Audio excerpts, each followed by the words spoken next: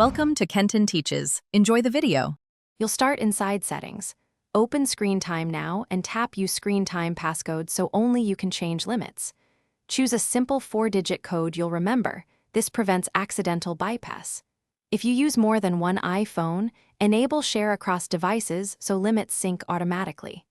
Once done, go back to Screen Time's main page and tap App Limits to begin adding rules. This ensures consistent restrictions across apps and devices for reliable habit control.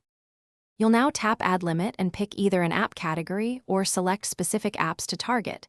This is how you control usage precisely. Set the daily time in hours and minutes and use customized days if weekends need different limits. Make sure to review Always Allowed so critical apps, phone, maps, stay available. Once configured, tap Add. The system enforces the limit automatically, and you'll understand why targeted controls beat blanket restrictions for sustainable behavior change. You finish by managing limits. Open App Limits to edit durations or delete rules when needs change. This keeps control flexible.